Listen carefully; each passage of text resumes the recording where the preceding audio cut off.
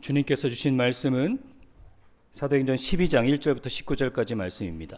사도행전 12장 1절부터 19절까지 말씀을 기도가 바꾸는 것이라는 제목으로 함께 나눌 텐데요. 제목을 생각하시면서 오늘 본문을 한번 읽어보시길 바랍니다. 같이 교독하도록 하겠습니다. 그때 헤롯 왕이 손을 들어 교회 중에서 몇 사람을 해하려 하여 유대인들이 이 일을 기뻐하는 것을 보고 베드로도 잡으려 할새 때는 무교절 기간이라.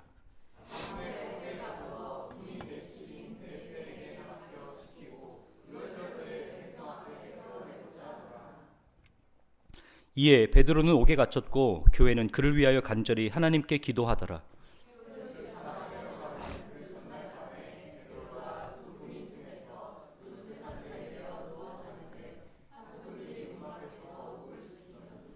호련히 주의 사자가 나타나매 옥중에 광채가 빛나며 또 베드로의 옆구리를 쳐 깨워 이르되 급히 일어나라 하니 쇠사슬이 그 손에서 벗어지더라.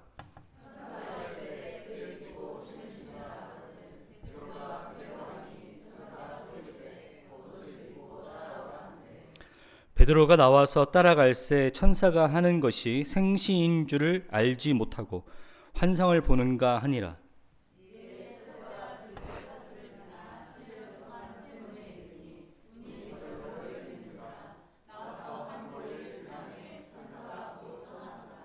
이에 베드로가 정신이 들어 이르되 내가 이제야 참으로 주께서 그의 천사를 보내어 나를 헤롯의 손과 유대 백성의 모든 기대에서 벗어나게 하신 줄 알겠노라 하여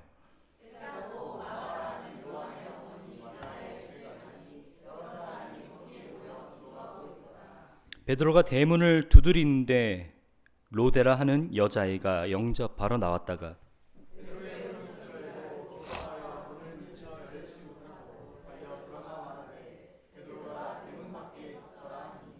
그들이 말하되 내가 미쳤다 하나 여자아이는 힘써 말하되 참말이라 하니 그들이 말하되 그러면 그의 천사라 하더라.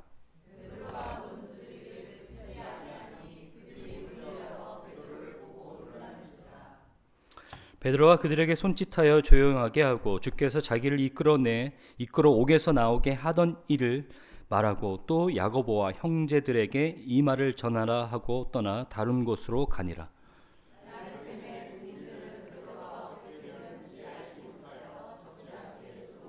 같이 읽겠습니다. 헤롯이 그를 찾아도 보지 못하매 파수꾼들을 신문하고 죽이라 명하니라. 헤롯이 유대를 떠나 가이사라로 내려가서 머무느니라. 아멘. 자, 기도가 바꾸는 것이라는 제목을 먼저 말씀드리고 우리가 본문을 읽었는데 여러분 기도가 능력이 있어서 무언가를 바꿀 수 있는 그런 능력이 있다라는 것을 여러분 잘 알고 믿고 계시죠? 그러면 오늘 본문 말씀을 읽으시면서 기도가 바꾸는 것이란 그 목적어에 어떤 것이 떠오르셨습니까? 기도는 기독교 신앙에서 심장과 같은 중요한 역할을 하고 있고 마치 우리의 호흡과 비교해서 표현할 정도로 우리에게 없어서는 안 될 그런 종교적 행위이기도 합니다. 하지만 반면에 기도라는 것은 기독교만 갖고 있는 전유물은 아니기 때문에 다른 종교를 믿다가 기독교로 개종하신, 그러니까 우리가 보통 우리 한국 사회는 불교나 유교 사상의 영향을 받고 있었기 때문에 그런 사상 속에서 기독교로 믿게 되신 분들에게 있어서 기도라는 그런 통로를 통해서 여러 가지 잔여물들이 딸려오기 마련이더라고요. 우리가 예전에 갖고 있었던 유교 사상과 불교 사상에서 기도의 행위로서 갖고 있었던 그런 잔여물들이 기독교로 넘어오면서 자연스럽게 딸려오기도 한다라는 것입니다. 네, 그렇습니다. 기도는 참 우리가 익숙하면서도 오해하고 있는 부분들이 많은 그러면서도 중요한 것입니다. 여러분 제가 한번 여러분에게 질문할 테니까 한번 여러분이 생각해 보세요. 뭐 그런 일이 있으면 좋겠지만 상상으로 월드컵에 한국과 일본이 결승전에서 맞붙었습니다. 근데 이 한국이 극적으로 종료 직전에 페널티킥을 얻어낸 것이에요. 그래서 이 페널티킥을 차고 나면 이 경기가 끝나게 되어 있습니다. 한국에서 아주 잘 차는 키커가 나와서 공을 살포시 올려놓습니다. 이 한국 키커가 기독교인이었어요. 공에게 입맞춤하면서 하늘을 보고 하나님께 기도합니다. 주님, 간절하게 기도합니다. 이 골을 넣을 수 있도록 해주십시오. 그런데 웬일입니까? 골키퍼를 맡고 있었던 일본 골키퍼도 기독교인이었습니다. 그러면서 기도합니다. 주님, 이 골을 맞게 해주십시오. 이 골을 막으로 인해서 하나님께 영광을 돌리도록 하겠습니다. 참 얄궂게도 누군가를 골을 넣으면 그 경기는 이기게 되고 큰 명예를 얻게 되고, 누군가는 막게 되면 또한 큰 명예와 승리를 얻게 됩니다. 자, 누구의 기도가 응답됐을까요? 누구의 기도가 응답됐을까요? 누군가의 기도는 응답이 됐겠죠. 그죠? 그러면 우리가 알고 있는 기도에 대한 상식이 깨집니다. 간절히 기도하면 하나님께서 응답하시고 이루어주실 거라고 생각하는데 누군가의 기도는 응답이 안 된 거란 말입니다. 여러분, 우리가 기도에 대해서 그렇게 생각하기 일쑤고 우리가 쉽게 그렇게 결론을 내립니다. 오늘 본문 말씀도 그럴까요? 마치 그런 것처럼 보입니다.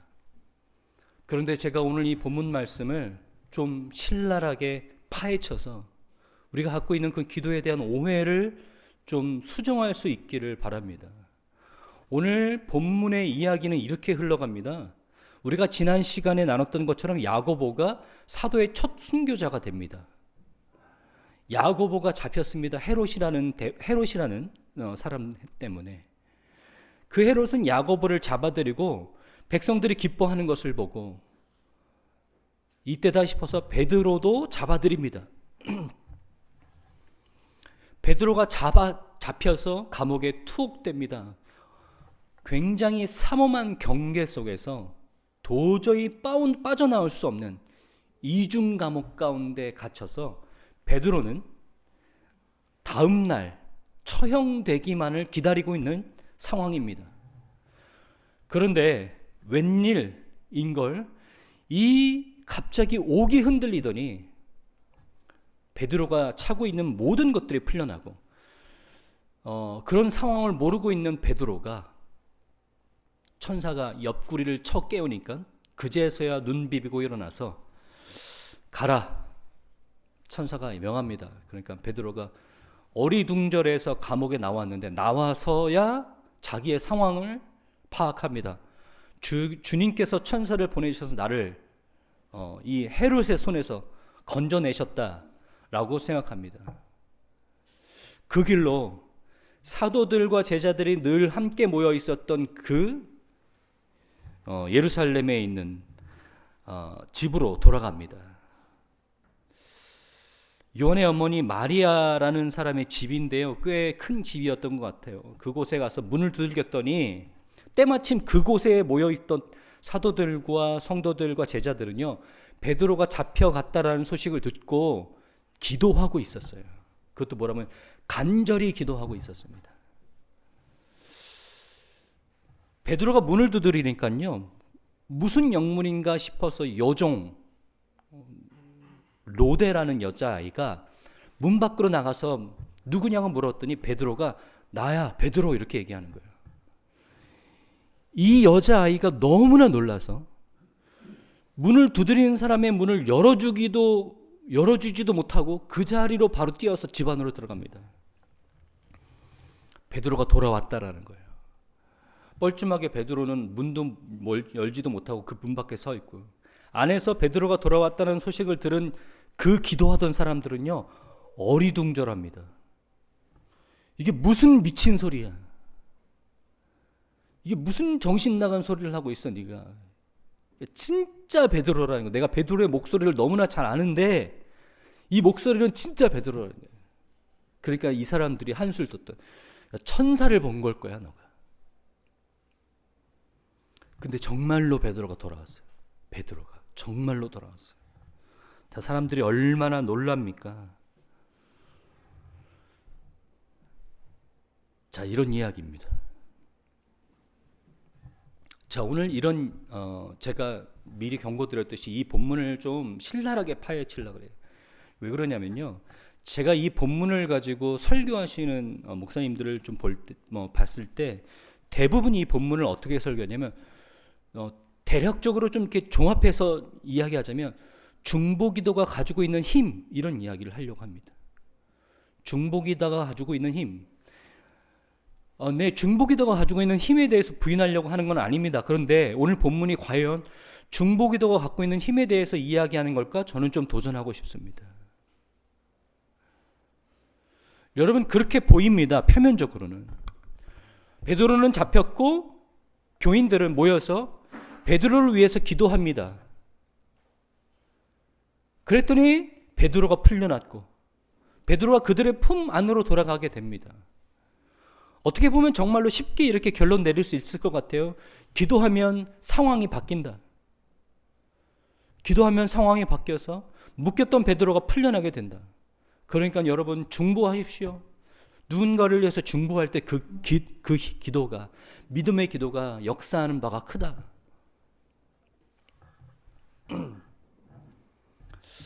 네, 그런데 그 말도 성경에 있는 말이고, 근데 오늘 본문이 과연 그런 이야기를 하는 걸까? 여러분, 저는 그렇게 않다라고 생각합니다. 여러분, 저는 이런 전통적인 해석에 뭔가 빠져 있다라고 생각합니다. 여러분, 유명한 마틴 로이드 존스의 목사님, 그러니까 웨스터민스터 채플의 마틴 로이드 존스 목사님께서 유명하신데 그 전임 목사님도 굉장히 유명하시거든요. 캠벤 몰간이라는 그런 신학자인데요. 신학자들 사이에서 굉장히 유명한 저명하신 목사입니다. 이 목사님께서도 자기의 그 주석에 단도직입적으로 이렇게 기록합니다. 그들은 베드로가 풀려나기를 원하고 기도했지만 정말로 그들의 기도가 응답받을 줄 미처 몰랐다, 이렇게 얘기를 해요. 저는 오늘 건방지게도 그 캠벨 모간 신학자의 그 해석이 잘못됐다고 생각합니다. 여러분, 한번 그런 가정으로 한번 이 본문을 볼까요? 정말로 베드로는 묶였고 교인들은 모여서 베드로가 풀려나기를 기도했고 그 기도의 결과로 베드로가 풀려났다. 이렇게 이것이 정말로 진리라고 믿고 한번 보면요, 이 본문에서 이해 안 되는 이야기들이 너무나 많습니다. 이해 안 되는 부분들이 너무나 많아요. 만약에 이렇게 결론을 내린다면 말이에요. 여러분, 먼저 이야기해 볼게요. 여러분, 오늘 베드로가 갇히기 전에 야고보가 어떤 일을 당했죠? 순교를 당했습니다. 야고보는 순교당했고 베드로는 묶였는데 풀려나요. 자, 그게 기도의 결과입니까? 그러면 야고보는 기도해 주는 사람이 없었습니까? 베드로는 모여서 베드로를 위해서 기도했으니까 베드로는 풀려났습니다. 이렇게 결론을 내리고 싶습니까? 네, 한번 양보하겠습니다. 그 다음, 베드로가 옥에 갇혔을 때 뭐 하고 있었냐면 자고 있었습니다. 여러분, 이것도 약간 이상하지 않습니까? 여러분, 교인들은 모여서 베드로의 무사 귀환을 위해서 기도하고 있었으면 베드로는 뭐 하고 있어야 됩니까? 함께 서라운드로 기도하고 있어야죠. 베드로는 왜 자고 있죠? 옥이 풀릴 때까지, 그 헤롯의 명이 자기에게 도달할 때까지 베드로는 풀어줘라, 명이 도달할 때까지 기도하고 있어야죠. 아니면 주의 사자가 옥을 흔들어서 자기를 풀어줄 때까지. 오늘 이 베드로가 잠을 자는 행위는요, 자기의 운명을 있는 그대로 받아들이고 결과가 변하지 않을 거라고 생각하는 주님께서 주시는 평안으로 주는 잠이라고 생각합니다. 자, 아직 못 받아들이시겠죠? 그 다음에 베드로가 옥에서 풀려 나왔을 때 그들이 늘 모여 있었던 요한의 어머니 마리아의 집으로 갑니다. 그들은 그곳에 항상 모여서 함께 기도했습니다. 베드로가 문을 두드리고 내가 베드로다 하니까 사람들의 반응이 어떻던가요? 그 중에 제일 믿음 좋았던 건 로데라는 그런 여자아이였던 것 같은데 사람들은 어떻죠? 믿지를 않습니다. 믿지를 않아요.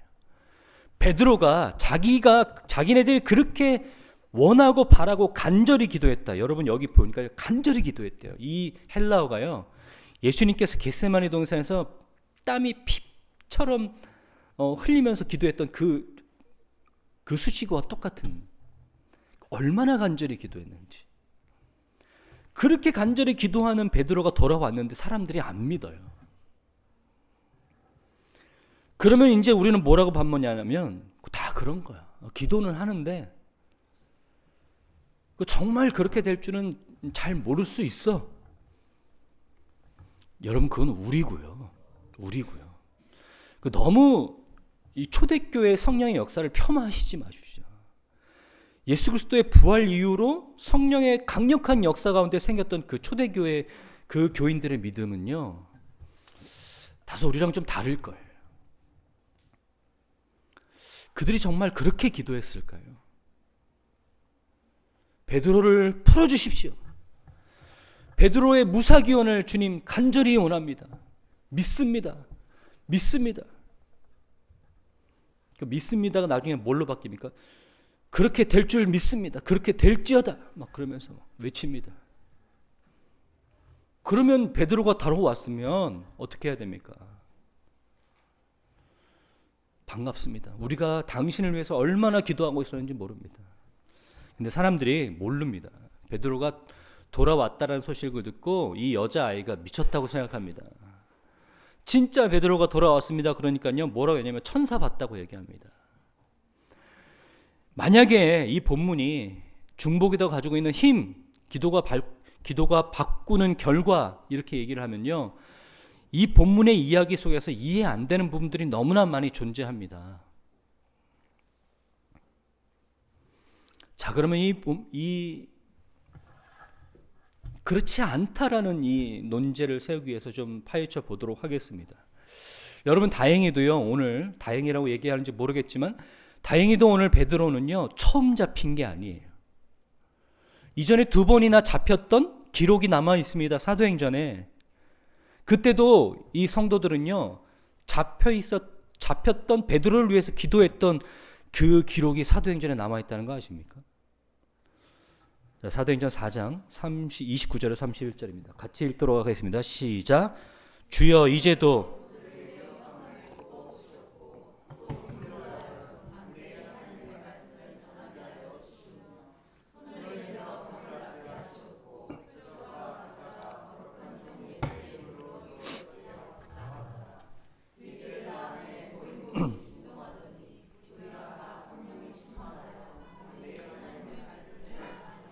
네, 이전에 베드로가 잡혔을 때 성도들이 뭐라고 기도했냐면, 주님, 그들의 위협함을 굽어보시옵고. 베드로 그 성도들의 기도의 가장 중심은 뭐냐면 그 종들로 하여금 담대히 하나님의 말씀을 전하게 하여 주시옵고. 그리고 이 기도가요 31절에 모인 곳이 진동하더니 무리가 다 성령이 충만하여 담대히 하나님의 말씀을 전하니라, 이렇게 끝납니다. 샌드위치 구조로 되어 있죠. 앞뒤가 똑같습니다. 그래, 이들의 기도는 뭐였냐면 그들이 죽음의 위협 앞에서도, 묶여있는 그 상황 속에서도 믿음을 잃지 않고 그들이 가지고 있는 숙명 있잖아요. 그들이 맡고 있는 그 미션, 하나님의 말씀을 언제나 어디서든지 담대하게 전할 수 있게 하여 주시옵소서. 그렇게 기도했던 성도들이 오늘 이 12장에 합리적으로, 상식적으로 이 교인들이요, 오늘 그 베드로를 위해서 그와 같이 기도하지 않았을 것입니까? 오늘 이 모인 자리에서 교인들도 주님, 베드로가 또 잡혀 들어갔습니다. 우리가 또 주님 앞에 기도하는 것은, 주님, 그들이 그 어려운 상황 속에서도 하나님께서 맡겨주신 그 사명, 그들의 임무를 소홀히 하지 않고 육체적인 약함과 두려움 속에서도 믿음이 그 상황을 이겨내서 하나님의 말씀을 담대히 전할 수 있도록 인도하여 주시옵소서. 하나님의 증인으로서의 삶을 마지막일지라도 주님 앞에서 담대하게 완성할 수 있도록 주님, 우리가 간절히 기도합니다. 이렇게 기도하고 있지 않았을까요?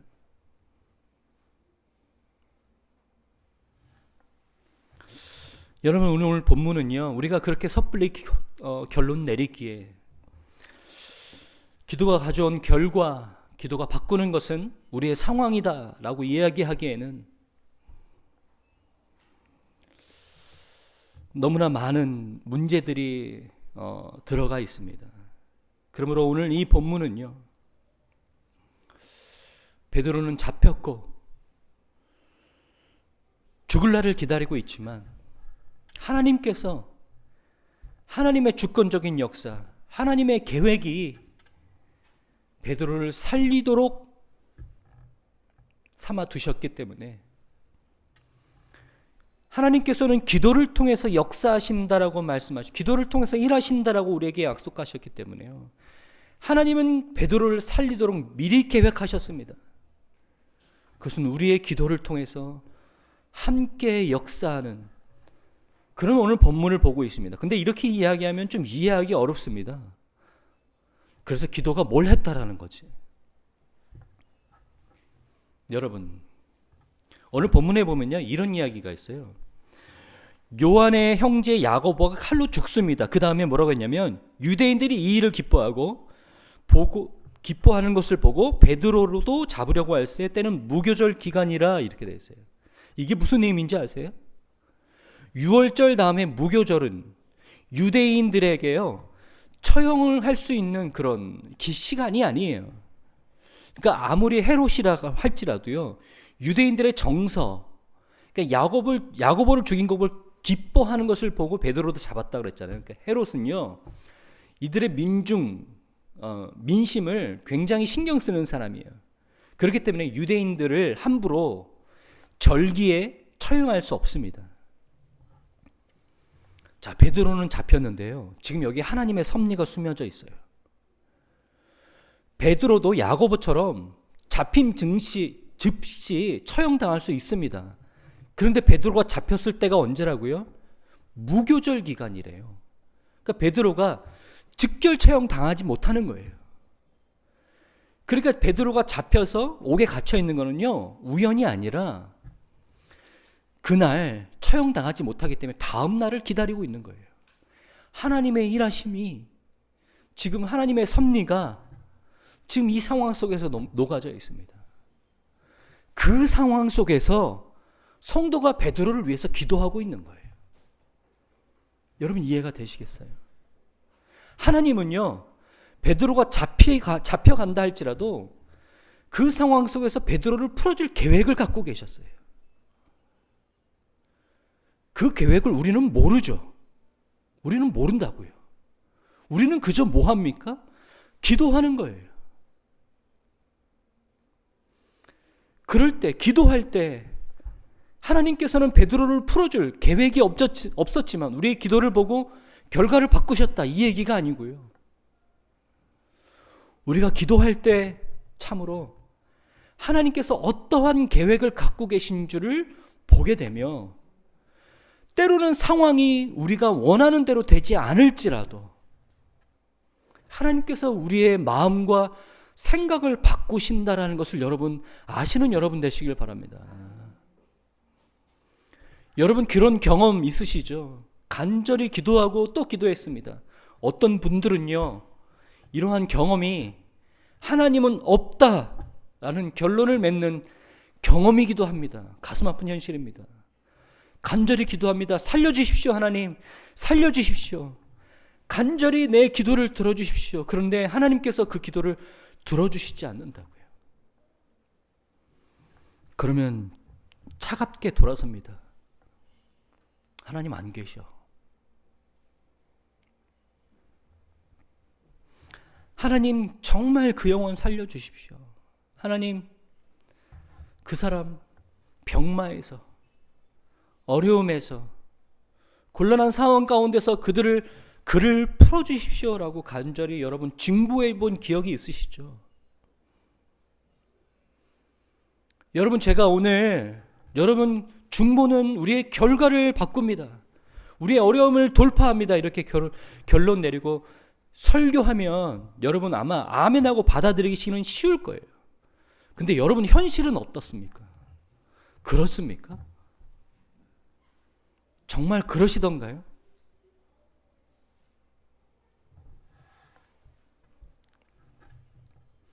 여러분 정말 그러면 우리가 다시 우리의 설교 제목으로 돌아가 볼까요? 기도가 바꾸는 것 뭡니까?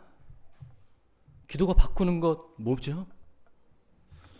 여러분 빌립보서 4장 6절부터 7절 함께 보겠습니다.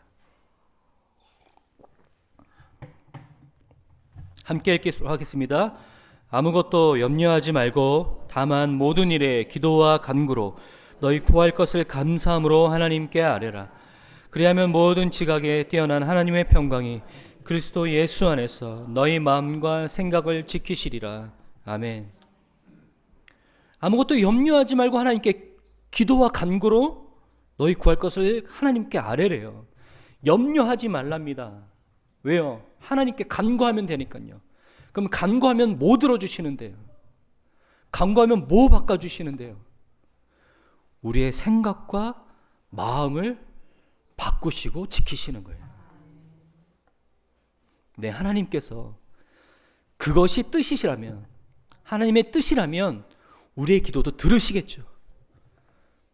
그런데 우리의 기도가 하나님의 계획과 생각을 바꿀 수 있는 어떠한 능력을 갖고 있고 그런 주문을 갖고 있어서 하나님은 그런 계획이 없었는데 우리의 기도 때문에 결과가 뒤바뀌었다. 오늘 본문은, 최소한 오늘 본문은 그런 이야기를 하고 있는 것이 아닙니다. 오늘 이 모여서 기도했던 성도들은요, 주님, 베드로가 잡혔었더라도 두려움에 떨고 있더라도 마지막 순간까지 야고보 형제가 그랬던 것처럼, 스데반 집사가 그랬던 것처럼 마지막 순간까지 그 부활해 하신 예수님 담대하게 전하다가 죽게 하여 주시옵소서. 이렇게 기도하고 있었다고요. 베드로가 자고 있었습니다. 왜 베드로가 자고 있었습니까? 주님 주신 평안으로. 주님, 저는 담대하게 주님 외치다가 내일 죽겠습니다. 담대하게 주님, 예수님 부활하신 것 외치고 그 현장에서 죽겠습니다. 그렇게 기도하고 잠들었다고 생각합니다. 만약 그렇지 않았다면요, 만약 우리가 아는 것처럼 여러분 베드로가 정말로 이 옥에서 풀려나기를 원하고 바라고 있다면 풀려날 때까지 기도하고 있어야죠. 자는 게 웬 말입니까?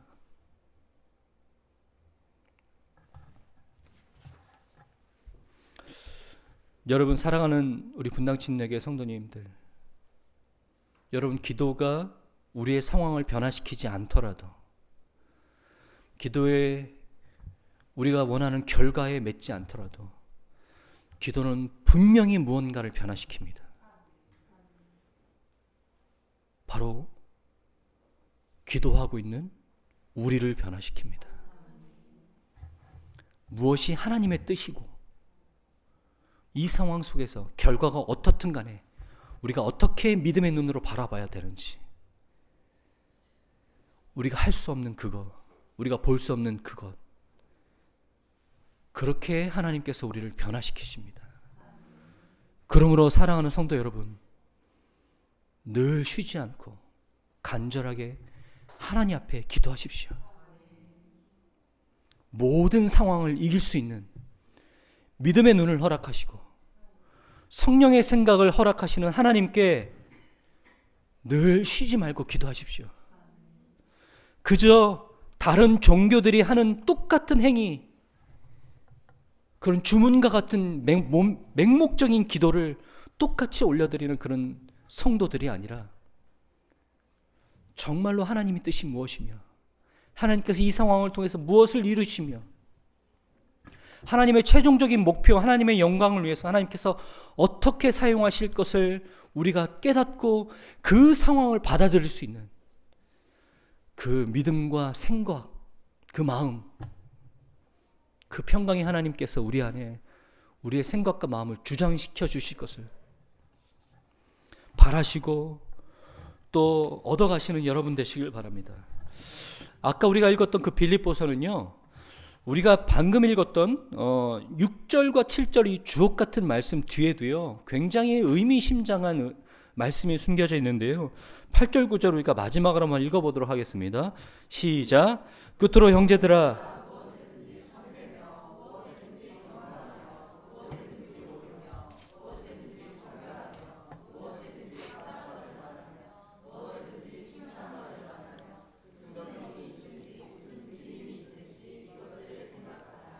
너희는 내게 배우고 받고 듣고 본 바를 행하라. 그리하면 평강의 하나님이 너희와 함께 계시리라. 아멘. 끝으로 형제들아, 그러므로 형제들아, 무엇에든지 그러면서 뒤에 뭐가 붙습니까? 무엇에든지 여러분이 하실 일들, 오늘 하셔야 될 일들, 아니면 여러분들이 늘 하셨던 일들, 그저 성실하게 오늘을 사십시오. 초자연적인, 초월적인 어떤 상황이 뒤집어지고 막 하늘과 땅이 뒤바뀌고 이런 거 기대하는 것보다 여러분 오늘 여러분들이 해야 될 일들을 성실하게 성도의 직분으로 오늘 하루를 살아가시며 여러분 무엇에든지 내가 여러분들에게 가르쳤던 바들을 늘 지키면서 행하시면서 사십시오. 그러면 여러분 평강의 하나님께서 여러분들과 늘 함께 계실 것입니다. 다시 말해서 여러분들 마음속을 하나님께서 평강으로 주장하여 주실 것입니다.